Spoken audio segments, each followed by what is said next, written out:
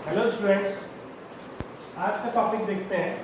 आज हम लोग देखेंगे motion of charge particle when velocity is not perpendicular to magnetic. अभी तक हम लोगों ने देखा कि when velocity is parallel to the magnetic field या फिर anti parallel to the magnetic, तो उस तरह के केसेस में है ना चार्ज पार्टिकल पे कोई फोर्स नहीं लगेगा, इसलिए वो चार्ज पार्टिकल अनरिफ्लेक्टेड स्ट्रेट लाइन में मूव करेगा। फिर हम लोगों ने देखा कि जब वेलोसिटी वेक्टर और मैग्नेटिक फील्ड वेक्टर परपेंडिकुलर होंगे, तो वेलोसिटी वेक्टर और मैग्नेटिक फील्ड जब परपेंडिकुलर होंगे तो चार्ज पार्टिकल पे फोर्स लगेगा कितना, QVB।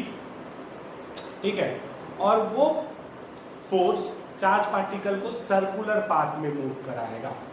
ठीक है, अब हम लोग बात करते हैं कि क्या होगा अगर motion of the charge particle when velocity is not perpendicular to the magnetic. तो लेते हैं, लेट अस सपोज कि मैग्नेटिक फील्ड जो है वो ऊपर की तरफ B, ठीक, और वेलोसिटी किस, ये y एक्सिस हो गया, ये x एक्सिस हो गया, ये z एक्सिस हो गया। ठीक है, और वेलोसिटी जो है ना वो ना ही x एक्सिस पे ना ही y एक्सिस पे, xy प्लेन पे कितना v0। t is equal to 0 पे particle at origin and particle velocity is v0 and making an angle theta with the x axis। तो हमको इसका मोशन स्टडी करना। ठीक है, तो सबसे पहला काम क्या होगा ना, सबसे पहला काम हम लोगों का होगा, हमको पता है कि फोर्स बराबर जो है वो होता है QV है ना क्रॉस V, ये होता है फोर्स। तो ये चीज तभी जीरो होगा जब B और B पैरेलल होगा या 180 डिग्री होगा। यहाँ पे जो वेलोसिटी है वो मैग्नेटिक फील्ड से कुछ एंगल तो बना रहा है, समझ गए इस चीज को। तो हम लोगों को क्या करना है, ध्यान से समझना, या फिर ये एंगल थीटा ना लेके, ये थीटा हटा के हम इसको मैग्नेटिक फील्ड से थीटा लेंगे, क्योंकि इसको तभी सेटिस्फाई करेगा। ठीक है ना, B क्रॉस B में हम लोग क्या मैग्नीट्यूड लिखते हैं, QVB साइन। तो बेसिकली हम लोग क्या करते हैं, मैग्नेटिक फील्ड से मान लेते हैं कि ये थीटा है। तो देखो ये चीज तो क्रॉस प्रोडक्ट कर जाएगी, लेकिन इसको समझने के लिए हम लोग क्या करेंगे, इस V0 को रिजॉल्व कर देंगे दो पार्ट में। एक होगा इधर की तरफ कितना V0 साइन थीटा, जो कि मैग्नेटिक फील्ड से क्या होगा परपेंडिकुलर, और एक होगा ऊपर की तरफ कितना V0 cos थीटा, जो कि मैग्नेटिक फील्ड के अलाउंस होगा। अब तुम इसको देख लो कि इस पार्टिकल के पास दो वेलोसिटी, V0 को भूल जाओ, इस पार्टिकल के पास दो वेलोसिटी, एक वेलोसिटी है V0 sin थीटा जो इस मैग्नेटिक फील्ड से परपेंडिकुलर है, और एक वेलोसिटी है V0 cos थीटा जो मैग्नेटिक फील्ड के पैरेलल। ठीक है, तो इस चार्ज पार्टिकल पे फोर्स कितना लगेगा, इस V0 cos थीटा कंपोनेंट के चलते कोई फोर्स नहीं लगेगा, तो सिर्फ इसके चलते फोर्स लगेगा। और ये एक दूसरे से परपेंडिकुलर होते हैं, एक दो जब भी फील्ड और वेलोसिटी परपेंडिकुलर होते हैं तो फोर्स क्या हो जाता है QVB, लेकिन यहाँ पे B की जगह होगा V0 sin थीटा। तो F का जो मैग्नीट्यूड होगा QVB sin थीटा। किस डायरेक्शन में, t इक्वल टू 0 पे किस डायरेक्शन पे होगा, तो t इक्वल टू 0 पे ध्यान देना, इधर है V0 इधर है B, ऐसे कर देंगे तो इधर फोर्स आएगा t इक्वल टू 0 पे इधर की तरफ है। अगर for positive charge, negative charge पे कहा आ जाएगा फोर्स पीछे, ध्यान दें। ठीक है, t इक्वल टू 0 पे फोर्स कितना आएगा, इधर के तरफ आएगा। अब एक बात को समझिए, हमको बात करना है क्या, हमको बात करना है चार्ज पार्टिकल का motion as well as path. हम लोग इंटरेस्टेड है इसका पाथ कैसे।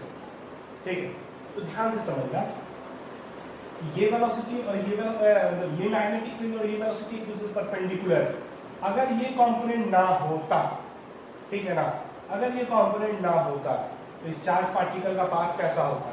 तो मैं इधर बता रहा हूं, ऐसा, ये ऐसा, ये ऐसा, इस चार्ज पार्टिकल का पाथ देखो कैसे, V0 इधर है, फोर्स इधर है, ऐसे कर्व कर जाएगा और ये डायमीटर के जैसा काम करेगा, तो इसका पाथ जो होगा वो ऐसा। ठीक है, समझ में आ रहा है, सर्कुलर पाथ होगा। लेकिन मेरे पास V0 cos थीटा का कंपोनेंट है, V0 मतलब वेलोसिटी, ये पार्टिकल का वेलोसिटी है, ठीक है, और इस वेलोसिटी के चलते कोई फोर्स नहीं लग रहा है और इस कंपोनेंट के चलते फोर्स लग रहा है, लेकिन ये फोर्स हर समय किस डायरेक्शन में होगा। तो याद रखना हमने क्या बताया था कि अगर magnetic field B y axis पे है तो फोर्स का हर इंस्टेंट डायरेक्शन जो होगा ना वो y है ना, वो xz प्लेन में होगा। तो फोर्स पार्टिकल किसी भी पोजीशन पे रहे, फोर्स हमेशा किस प्लेन पे लाई करेगा, xz प्लेन पे लाई करेगा, मैग्नेटिक फील्ड से परपेंडिकुलर। फोर्स कहां है, t=0 पे फोर्स होगा z एक्सिस पे, है ना। और मैंने बताया कि अगर ये कंपोनेंट नहीं होता तो ये सर्कुलर पाथ ऐसा होता xz प्लेन में।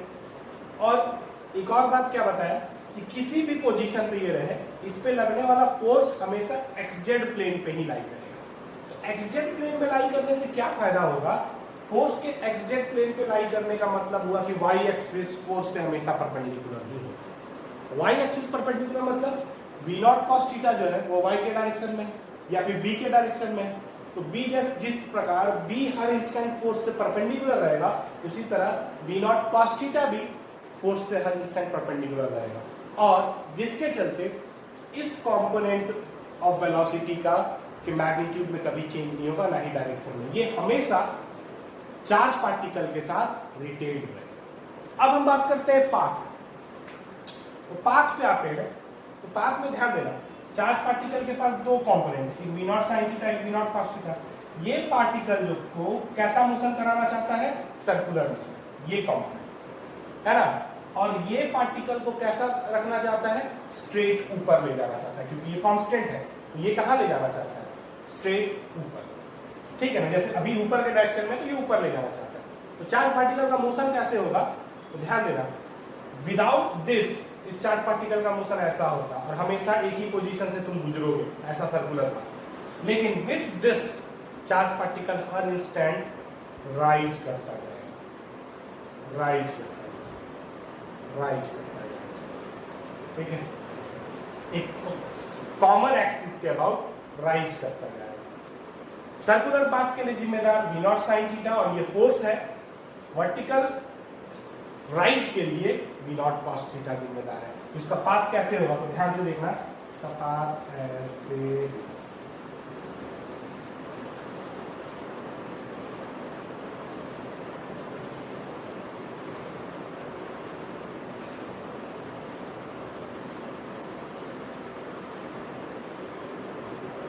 ऐसे, ये कॉमन एक्सिस होंगे, जितने भी सर्कल होंगे ना उनके कॉमन एक्सिस होंगे।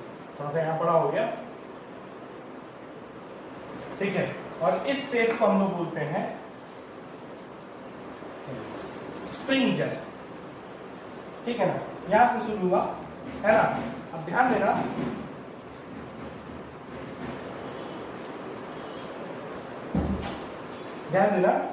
मैंने जब बताया था, जब सर्कुलर पाथ होता था तो तुम एक कंप्लीट रिवॉल्यूशन के बाद उसी पोजीशन से गुजरते थे। इस केस में एक कंप्लीट रिवॉल्यूशन के बाद, ठीक है ना, तुम इस पोजीशन से वर्टिकल, क्योंकि राइज कौन करा रहा है, v0 cos थीटा ना, तो इस डायरेक्शन में, जिस डायरेक्शन में राइज हो रहा है उस डायरेक्शन में इस पोजीशन से कुछ हाइट करोगे, फिर अगला रिवॉल्यूशन के बाद इस पोजीशन से कुछ हाइट करोगे, फिर अगला रिवॉल्यूशन के बाद इस पोजीशन से कुछ हाइट करोगे, फिर अगला रिवॉल्यूशन के इस पोजीशन के बाद कुछ हाइट करोगे।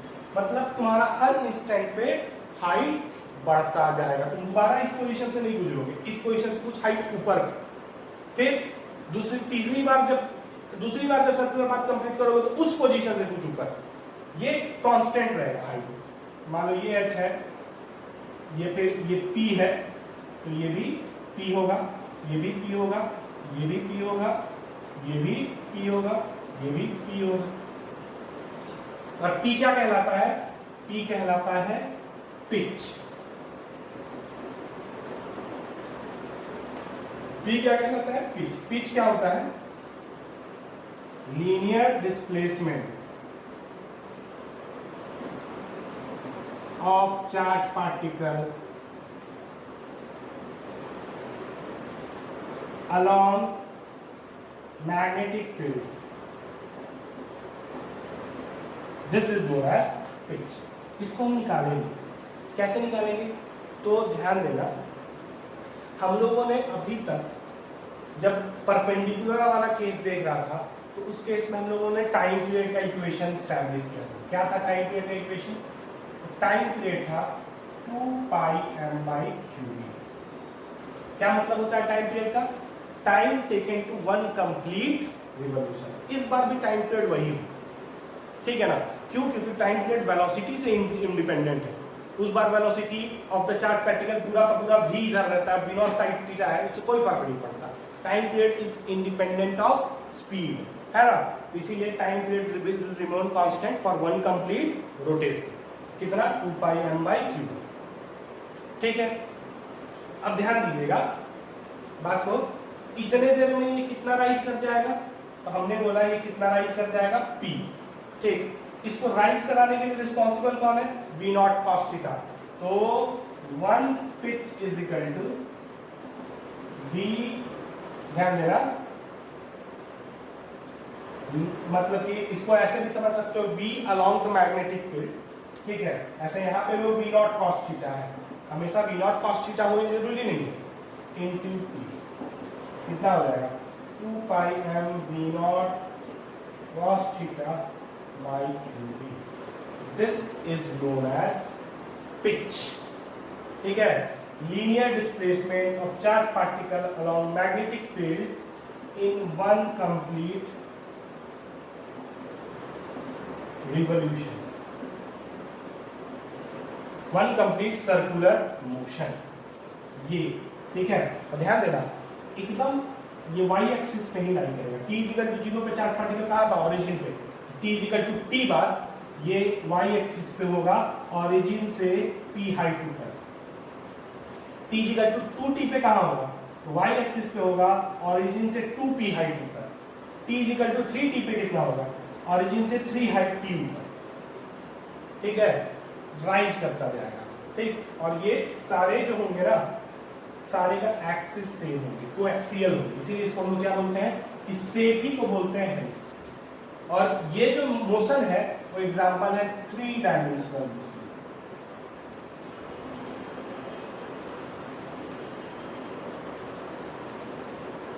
क्योंकि साइमल्टेनियसली इस पार्टिकल का 3 डायमेंशन में मोशन हो रहा है। सर्कुलर लूप जो है वो एक्सजेड प्लेन में है, और वर्टिकल राइज जो है वो आई एक्सिस पे, तो तीनों एक्सिस में इसका मोशन हो रहा है।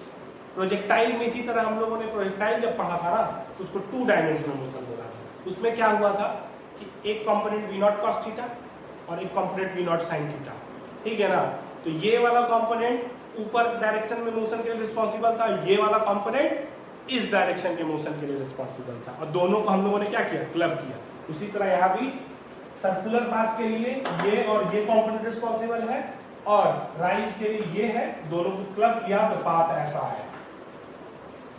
नाम है इसका helix.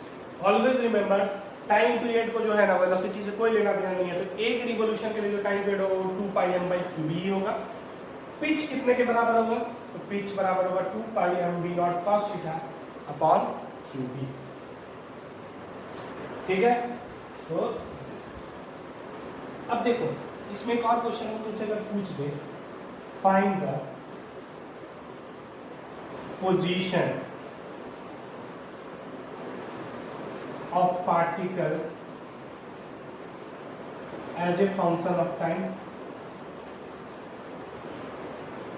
or find the velocity of particle as a function of time। ये ठीक है, जैसे कि उसमें किया, तो उसको कैसे निकालेंगे? तो इसको निकालने का भी तरीका है। अब तुम इस तरह के फिगर को देख के इमेजिन करना शुरू करोगे ना, कभी नहीं कर पाओगे। ठीक है, तो तुमको इसको निकालने के लिए क्या समझना है?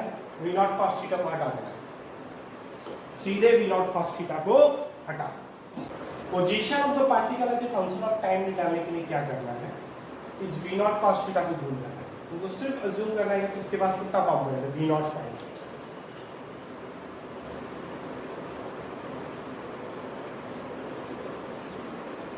ठीक, अब इस मैग्नेटिक फील्ड की डायरेक्शन में, इधर की डायरेक्शन इस कंपोनेंट के चलते इसका पाथ कैसा होगा, सर्कुलर। किस प्लेन पे, एक्स जेड प्लेन।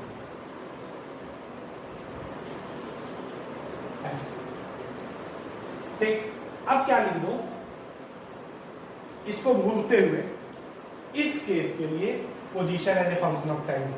तो इस केस के लिए position as a function of time मैंने बताया कैसे लिखेंगे।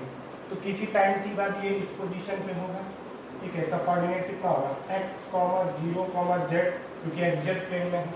अब इस तरह लिखते में दिक्कत होगा तो इसको पलट दो। कैसे पलटो, ये z है, ये b है, ये x है, तो इसको ऐसे पलट देते हैं।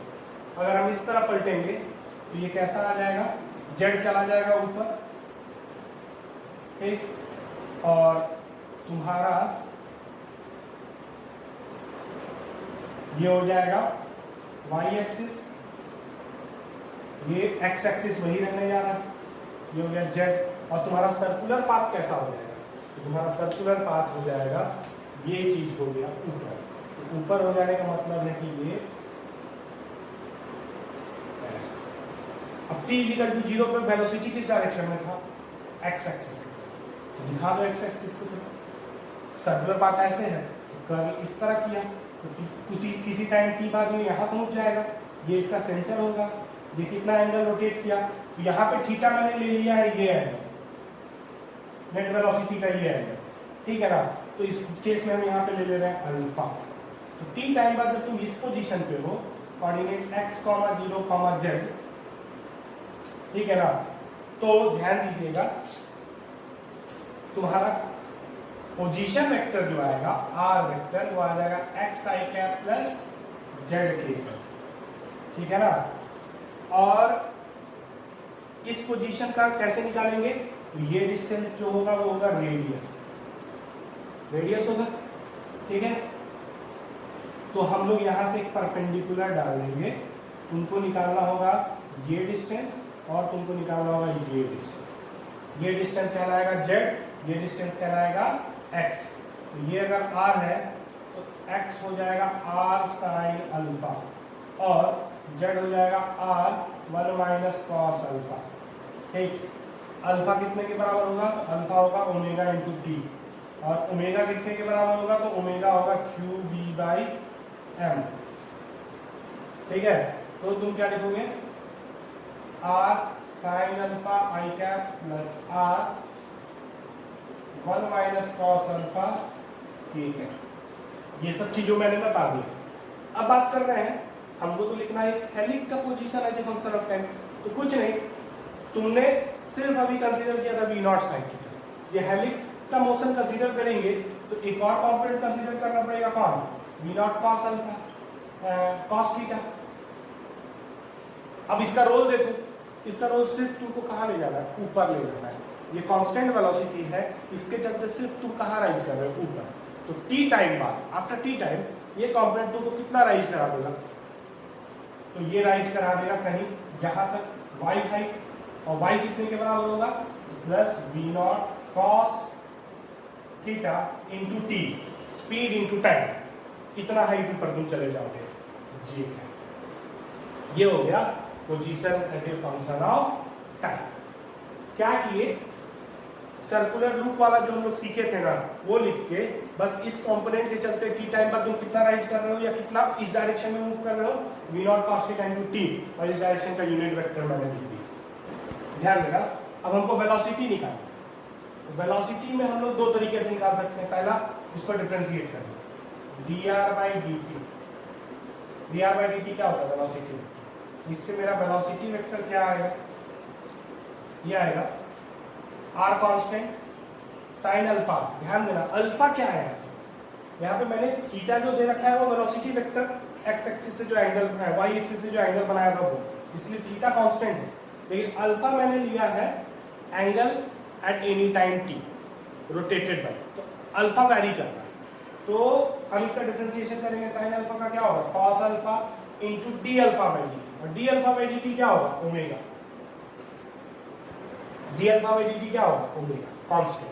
ओमेगा क्या है, QB/m, क्या, तो इसको लिख लो omega r cos alpha i cap plus इसका डिफरेंशिएशन ओमेगा r 1 का डिफरेंशिएशन 0 माइनस कॉस अल्फा का साइन अल्फा डी अल्फा में dt को ओमेगा डाल दिए हैं, ठीक है, प्लस इसका डिफरेंशिएशन, इसमें v नॉट कॉस थीटा जो टर्म है वो कांस्टेंट है, तो सिर्फ t का डिफरेंशिएशन होगा, t का डिफरेंशिएशन 1, तो कितना हो जाएगा v नॉट कॉस थीटा।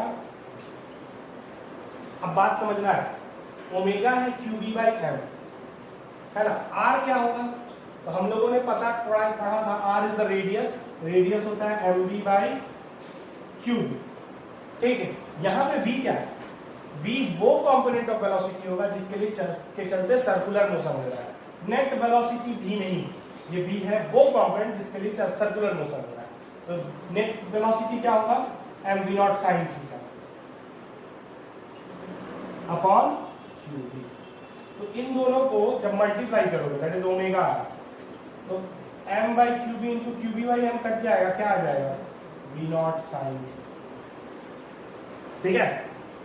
तो ओमेगा आर की जगह क्या डाल देना, v naught sine theta, v naught sine theta, और ये v नॉट कॉस थीटा रहेगा। दूसरा तरीका v नॉट कॉस थीटा को भूल जाओ, मोशन कैसा हो रहा है सर्कुलर, तो किसी टाइम की बात तुम यहां होगे तो तुम्हारा वेलोसिटी किधर होगा, ये कितना v नॉट साइन थीटा, क्योंकि हम सिर्फ सर्कुलर मोशन पे को डिपेंडेंट वाले वेलोसिटी को देख रहे हैं जो कि v नॉट साइन थीटा है इधर की तरफ। अब इसको रिजॉल्व कर दो, ये एंगल अगर अल्फा है, ये एंगल भी अल्फा होगा, बताया था, ये होगा v naught sine theta cos alpha, और ये होगा v naught sine theta sine alpha, तो तुम्हारा वेलोसिटी वेक्टर हो जाएगा v naught sine theta cos alpha I cap, ये plus v naught sine theta sine alpha, ये किस डायरेक्शन में है, तो ये z है, ध्यान देना, तो k कैप, ठीक है। तो ये तो सिर्फ सर्कुलर मोशन के लिए होगा, हमको पता है कि अब ये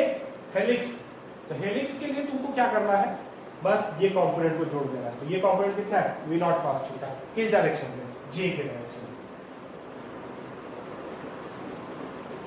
तो इस पूरे कॉन्सेप्ट को बनाने के लिए, ये दोनों कॉन्सेप्ट को बनाने के लिए हेलिक्स के केस में जो पिच के लिए रिस्पॉन्सिबल है, जो लीनियर मोशन के लिए रिस्पॉन्सिबल है राइज, है ना, उसको भूल जाओ, जो सर्कुलर मोशन के लिए रिस्पॉन्सिबल है उसको इंक्लूड करो, उसके चलते सर्कुलर पाथ बनाओ 2 डायमेंशनल, उसके केस में position as a function of time लिख दो, बस इतना दूर तक। अब जोड़ दो हेलिक्स के लिए, टी टाइम बाद हेलिक्स वाला क्या करेगा, v nought cos theta into T, include कर दी, इसमें भी वही काम करना है, समझे बात।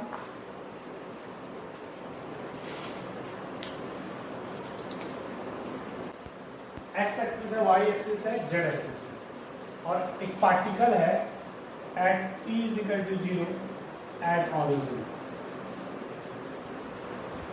ठीक, और ऑरिजिन पे इस पार्टिकल को पॉजिटिव चार्ज है,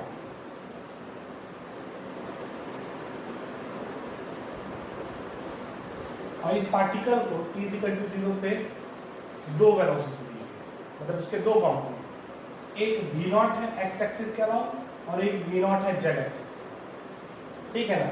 इस बार तुमको ऐसा कुछ नहीं दिया कि जो इसका नेट वेलोसिटी है वो मैग्नेटिक फील्ड से कुछ एंगल बना रहा है थीटा या अल्फा, ठीक है, और तुमको रिजॉल्व कर रहा होगा एक कंपोनेंट अलॉन्ग एक्स एक्सिस मतलब मैग्नेटिक फील्ड और एक कंपोनेंट परपेंडिकुलर होगा।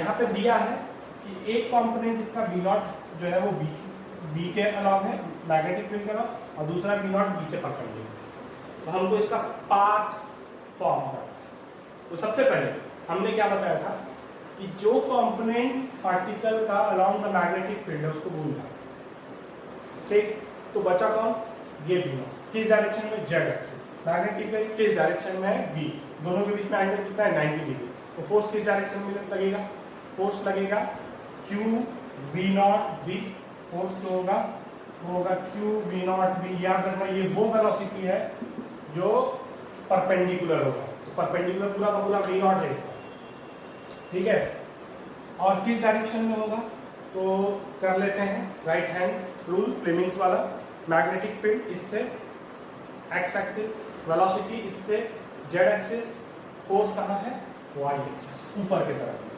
तो इसको फोर्स का जो डायरेक्शन है वो होगा जे कैप, तो इसका मतलब क्या है कि इस वेलोसिटी को भूल जाना, इस वेलोसिटी इधर जो वेलोसिटी है उससे ये कर्ल कर जाएगा। और दूसरी बात, मैग्नेटिक फील्ड अगर एक्स एक्सिस में है तो इसका जो प्लेन ऑफ रोटेशन होगा वो कौन सा हो जाएगा, वाई जेड प्लेन होगा। तो बना दिया जाए ऐसा करके, इस पोजीशन से शुरू हुआ है ऑरिजिन से, तो एक कंप्लीट रिवोल्यूशन के बाद अगर ये कंपोनेंट नहीं मौजूद है तो ऑरिजिन से ही पास करता।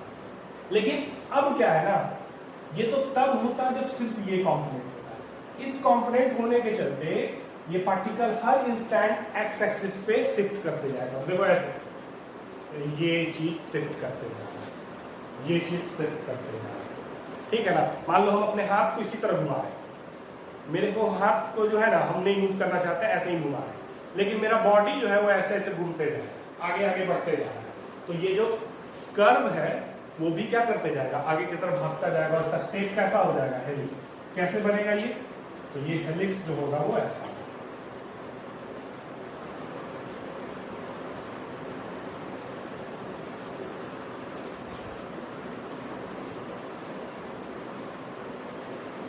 एक्स एक्सिस के अलॉन्ग ये बढ़ता जाएगा हेलिक्स।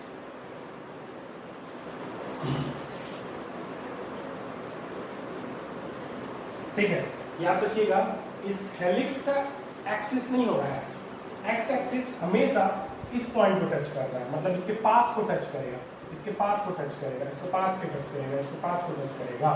एक्सिस तो ये हो जाएगा जो कॉमन सेंटर बनते जा रहे हैं ना, उनके लोकस को अगर ज्वाइन कर दोगे तो वो कहलाएगा एक्सिस, ठीक है ना, एक्सिस ऑफ द हेलिक्स।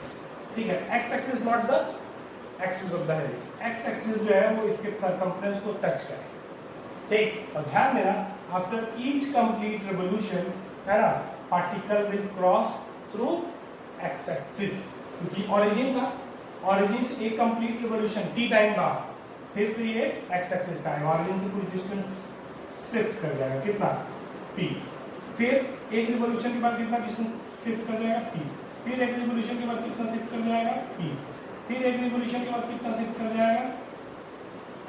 और p फॉर पिच, क्या होता है pitch, linear displacement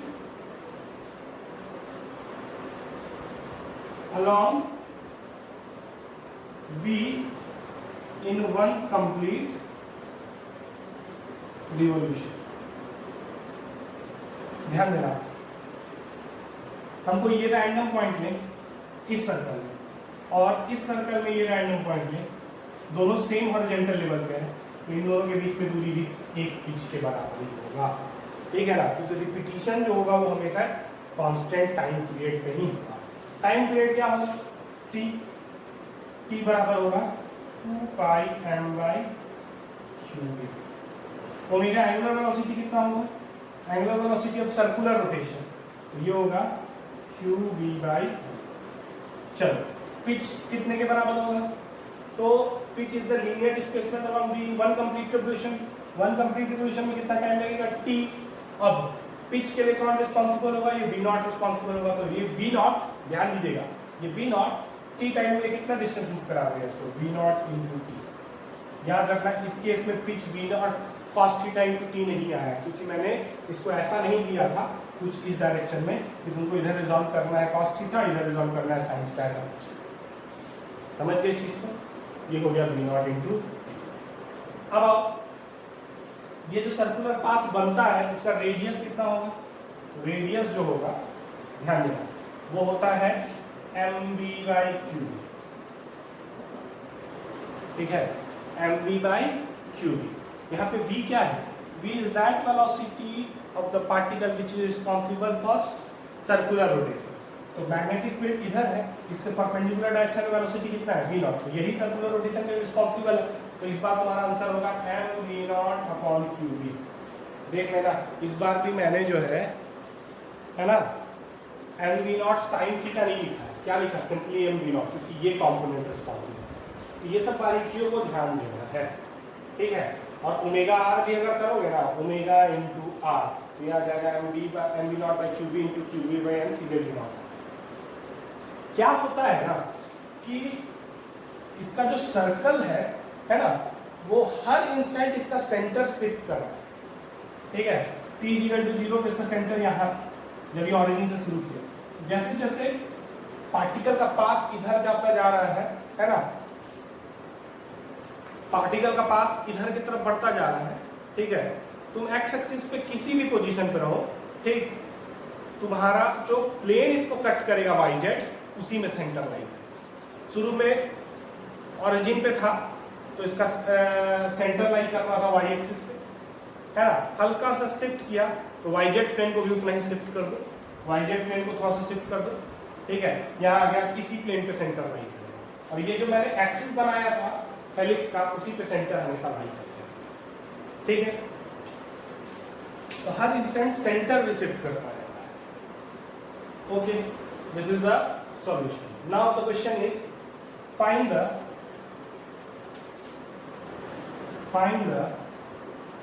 position as a function of time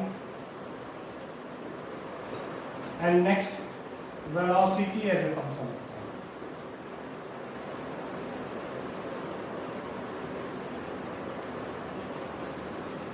ठीक है, तो ये कैसे निकालें? तो सिंपल सा तरीका, हमने क्या बोला ना, इन दोनों को क्वेश्चन को बनाने के लिए ना, उनको ये जो मैग्नेटिक फील्ड के अलोंग वाला जो कंपोनेंट है ना, उसको भूल जाना। उनको सिर्फ याद रखना है मैग्नेटिक फील्ड से परपेंडिकुलर कितना कंपोनेंट है, तो वो है V नॉट। तो मैं बना लेता हूँ फिर से कार्टेशियन के। इस V नॉट के चलते मैग्नेटिक फील्ड अगर इधर है तो तुम्हारा सर्कुलर पाथ कैसा होगा, ऐसा, ठीक है। सर्कुलर पाथ कैसा होगा, ऐसा होगा।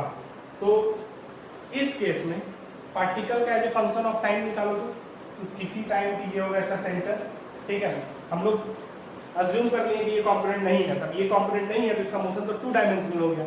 2 डायमेंशनल किस प्लेन में, वाई जेड प्लेन में। सेंटर शिफ्ट नहीं करेगा क्योंकि हम इस कंपोनेंट को नेग्लेक्ट कर दिए, ठीक है। तो कुछ समय बाद ये पार्टिकल इधर आएगा, उसके लिए तुमको सबसे पहले क्या करना है, इसको घुमा लेते हैं, ठीक है।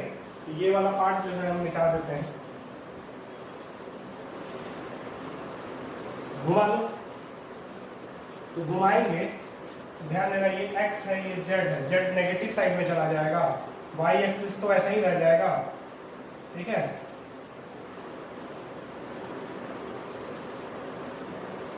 ये और तुम्हारा x एक्सिस ऐसा हो गया, ये हो गया x एक्सिस, ये हो गया z एक्सिस, ये हो गया y एक्सिस। अब तुम्हारा प्लेन कैसे दिखता है, तो इसको तुम अगर इस तरह मूव करा दिए हो तो तुम्हारा प्लेन जो है वो ऐसा दिखेगा,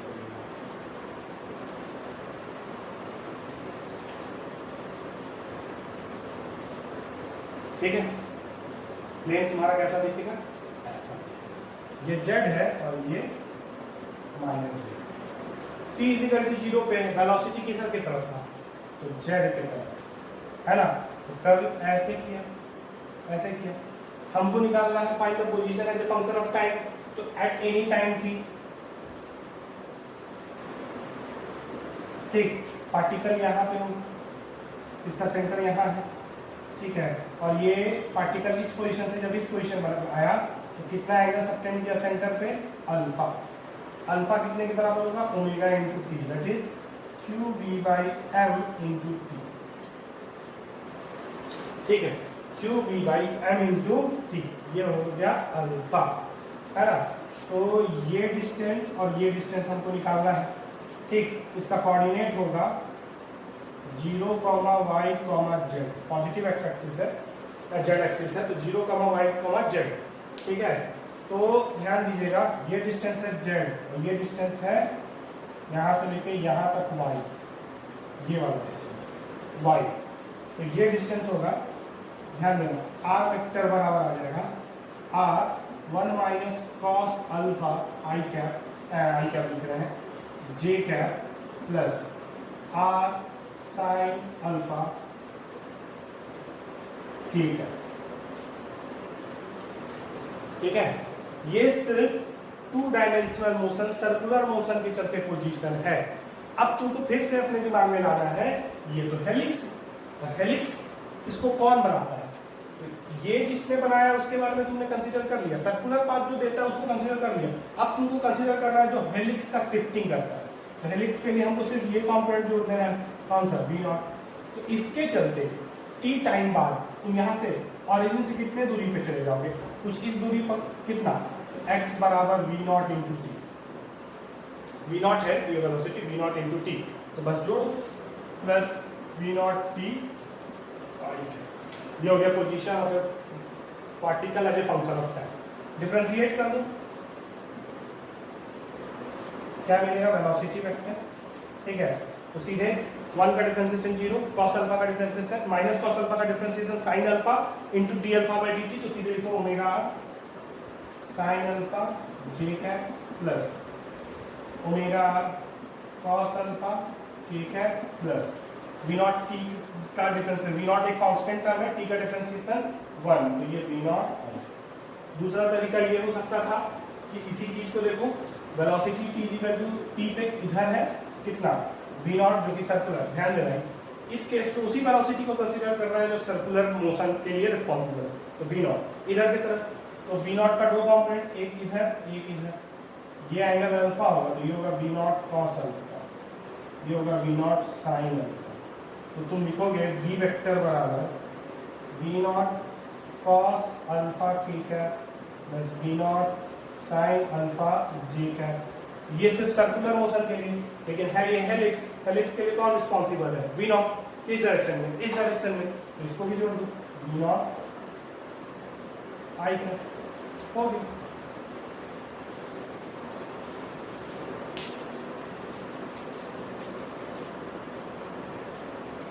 तो दो एग्जाम्पल अभी हम लोगों ने हेलिक्स का देखा, उन दो एग्जाम्पल में हम लोगों ने क्या सीखा, ध्यान दो, उन दो एग्जाम्पल में हम लोगों को सीखा, ये सीखा कि जब भी हमको इस तरह के सवालों को बनाना है तो हम क्वेश्चन में देखेंगे कि वेलोसिटी किस डायरेक्शन में। सबसे पहले तो वेलोसिटी दो तरीके से दिया जा सकता है, या तो एक ही बार में सीधे v नॉट या v नॉट, दो कॉम्पोनेंट दे दिया, एक दूसरे, एक अलॉन्ग द मैग्नेटिक फील्ड, एक इससे परपेंडिकुलर, ठीक है, या फिर एक इस तरह दे दिया कि कोई इस डायरेक्शन में v नॉट जो कि इससे कोई एंगल अल्फा में है, तो ये हो जाएगा v नॉट cos अल्फा और ये हो जाएगा v नॉट sin, ठीक है। तो इन दोनों को अब हमको उसी तरह लिखना है, this is responsible for the linear displacement and this is responsible for the circular motion, तो इन दोनों को डील करना है। तो यहाँ पे अपना रेडियस जब भी लिखेंगे उसमें होगा mv/qb, ये v जो है रिस्पांसिबल फॉर सर्कुलर मोशन, मतलब कि परपेंडिकुलर कंपोनेंट, ठीक। नेक्स्ट पिच जो होगा वो होगा v, ठीक है, पैरेलल इनटू t, ये क्या होगा, कंपोनेंट v पैरेलल क्या है भाई, कंपोनेंट अलोंग मैग्नेटिक। अब किस तरह भी किया, अगर पूरा का पूरा v नॉट इस डायरेक्शन में लिया है तो वो लिख देंगे, अगर v नॉट cos अल्फा आता है तो वो लिखेंगे, व्हाटएवर इज द, है ना, रिजल्ट, ठीक है। चलो अब एक और क्वेश्चन समझो बात, लेट अस सपोज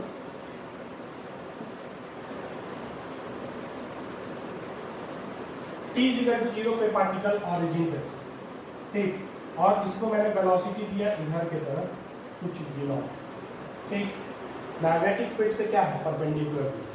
तो अगर सिर्फ ये सिनेरियो होता तो इसका पाथ कैसा होगा, सर्कुलर, किस प्लेन में, yz प्लेन, ठीक है, कोई दिक्कत नहीं इसमें। लेकिन क्वेश्चन में क्या दिया है पता है, क्वेश्चन में ये दिया है ना कि around the electric field there is a magnetic field, along with magnetic field there is an electric field E parallel to the magnet, ठीक है ना। Draw the path of this charge. याद रखना जब भी मैग्नेटिक फील्ड और electric field present रहता है तो पार पार्टिकल पे दो फोर्स लगता है, एक होता है या टोटल फोर्स जो लगता है वो होता है Q into E plus B cross B, इसको हम लोग लॉरेंज फोर्स,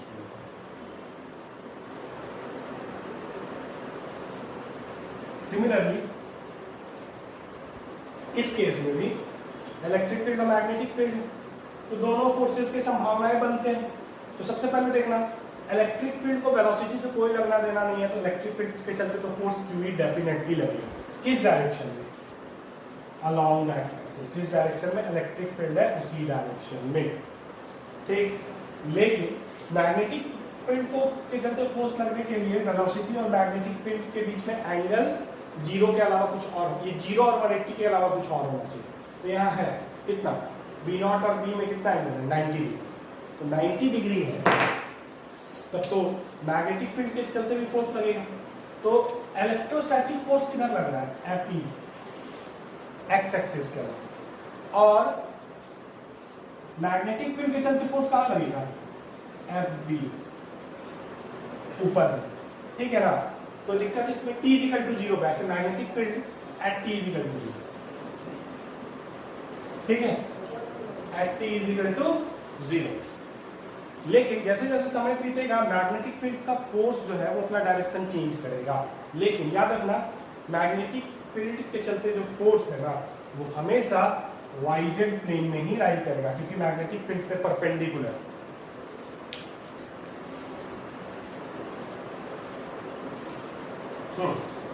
अब क्या हम कहना चाह रहे हैं, ध्यान देना कि इलेक्ट्रिक फील्ड के चलते फोर्स इधर लग रहा है, ठीक, और मैग्नेटिक फील्ड का जो फोर्स है वो हर समय वाईजेड प्लेन में रहेगा, मतलब ये दोनों एक दूसरे से परपेंडिकुलर। जब चीजें परपेंडिकुलर रहते हैं तो उनको इंडिपेंडेंस होता है। इलेक्ट्रिक फील्ड क्या करेगा, हर इंस्टेंट चार्ज पार्टिकल का इस डायरेक्शन में वेलोसिटी इंक्रीज करेगा। t इक्वल टू 0 पे इस चार्ज पार्टिकल का इस डायरेक्शन में वेलोसिटी कितना था, तो मैंने इधर दिया था ना, ठीक है, मैंने जब इधर दिया था तो इस डायरेक्शन में हम क्या कहेंगे, 0। तो इलेक्ट्रिक फील्ड क्या करेगा, इस डायरेक्शन में 0 से, ध्यान देना, स्पीड को बढ़ाना शुरू करेगा। किस डायरेक्शन में, अलोंग द इलेक्ट्रिक, क्योंकि इलेक्ट्रिक फील्ड का यही काम है। और वही डायरेक्शन मैग्नेटिक फील्ड का मतलब अलोंग द मैग्नेटिक। लेकिन ये इलेक्ट्रिक फील्ड इस V0 को कभी भी इंपैक्ट नहीं कर पाएगा। इसके चलते इस V0 का मैग्नीट्यूड कभी चेंज नहीं करेगा, क्योंकि हर इंस्टेंट ये V0 जो है वो इलेक्ट्रिक फील्ड से परपेंडिकुलर रहेगा, क्योंकि ये V0 जैसे जैसे मूव कर रहा है पाथ में, ठीक है ना, जैसे जैसे मूव कर रहा है पाथ में, ठीक है, ये रहेगा वाईजेड प्लेन में, मतलब कि एक्स एक्सिस से परपेंडिकुलर, एक्स एक्सिस से परपेंडिकुलर। तो फिर ऐसे देखना है ना कि ये वाला जो कंपोनेंट है उसके चलते मैग्नेटिक फोर्स होगी, ठीक है, लेकिन इलेक्ट्रिक फील्ड के चलते जो कंपोनेंट डेवलप कर रहा है उससे मैग्नेटिक फोर्स नहीं लग सकता, क्योंकि वो वेलोसिटी और बी सेम डायरेक्शन। तो फिर से तुमको इसी तरह क्या होगा, इसका पाथ हेलिक्स होगा, लेकिन इसका पिच जो होगा वो इंक्रीज करेगा। कैसे इंक्रीज करेगा, क्योंकि इस डायरेक्शन में इसका वेलोसिटी कांस्टेंट नहीं है। इस डायरेक्शन में एक फोर्स के होने के चलते, एफ के चलते, इस डायरेक्शन का वेलोसिटी बढ़ रहा है, जो कि लीनियर डिस्प्लेसमेंट कराएगा। जो ध्यान देना, जो वेलोसिटी लीनियर डिस्प्लेसमेंट करा रहा है वो हर इंस्टेंट बढ़ रहा है QE के चलते, एफ बराबर QE के चलते, है ना। और ये कंपोनेंट हमेशा अनचेंज रहेगा, और इसके चलते इसका पाथ ट्रैजेक्टरी कैसा रहेगा, सर्कुलर। तो फिर से ये हेलिक्स रहेगा, लेकिन इस बार हेलिक्स जो होगा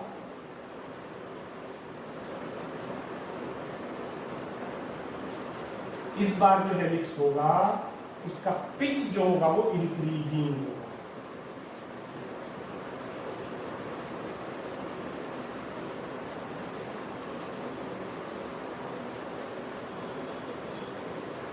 ऐसे करें, हर बार जो है पहले पिच ये आया P1, फिर ये आया P2, फिर ये आया P3, फिर ये आया P4, फिर ये आया P5। हर बार ये क्या करता जा रहा है, इंक्रीज करता जा रहा है, ठीक है ना। क्यों इंक्रीज कर रहा है, क्योंकि इस डायरेक्शन का वेलोसिटी हर इंस्टेंट क्या करता जा रहा है, इंक्रीज करता है, ठीक।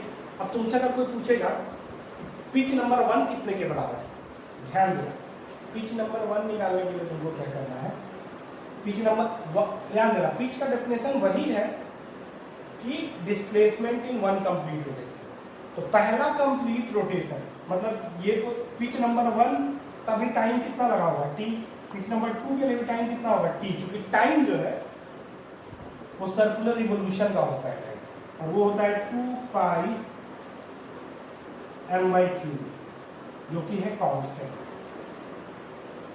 जो कि है कांस्टेंट।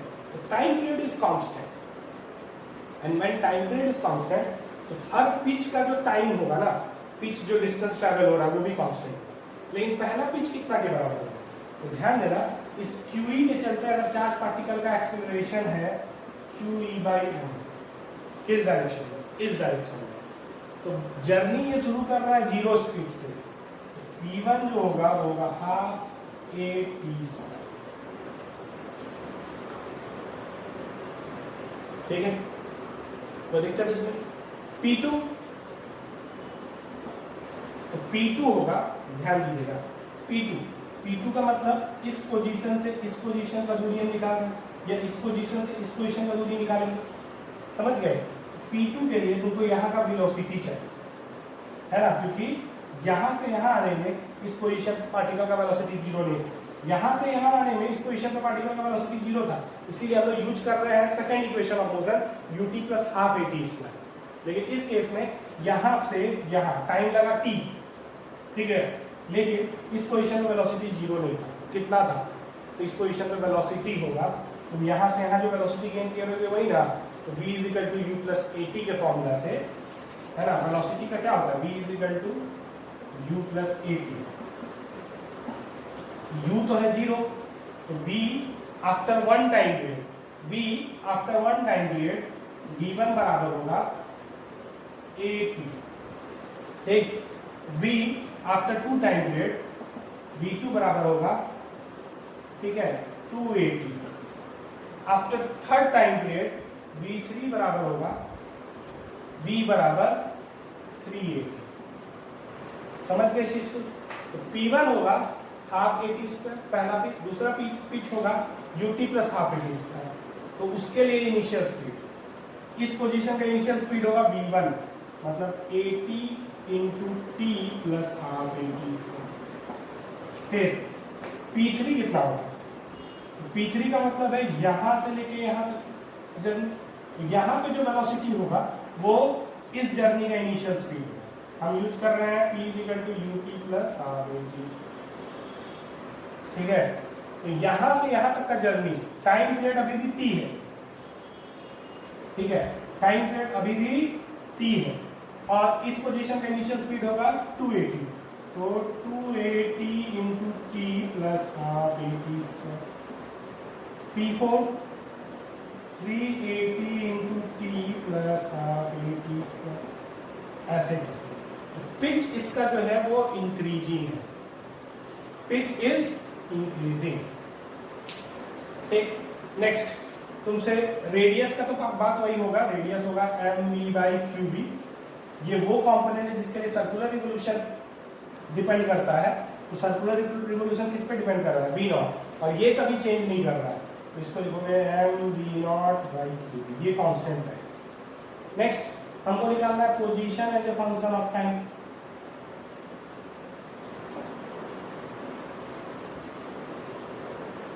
इससे पहले position as a function of time में लिखे थे r बराबर, पहले सर्कुलर मोशन का जैसे लिखते हैं उस तरह लिख देना, r बराबर क्या आया था सर्कुलर मोशन में, x नहीं yz लेना ना, तो yij + zk प्लस y और z कैसे निकाला जाता है ये हमने बताया। अब तुमको लिखना है x डायरेक्शन में, ठीक है ना, x डायरेक्शन में you will write as a position after t time t is half AT² ji। और अगर t = 0 पे इधर भी कुछ वेलोसिटी होता तो तुम लिखते ut + half AT²। This is the position of the particle after time t along x axis, along electric field. ये कांस्टेंट नहीं है, vt नहीं लिख सकते, सिर्फ v × t नहीं लिख सकते क्योंकि एक्सेलरेटेड मोशन है। dr/dt कर दो, दिस इज वेलोसिटी, तो वेलोसिटी वेक्टर क्या आएगा, ध्यान देना, v nought cos alpha k cap plus v nought cos sine alpha j cap. ये दोनों को वैसे ही निकालना है, कैसे, जैसे हम लोगों ने पहले किया था, ठीक है ना, सर्कुलर मोशन को सिर्फ देख लिया।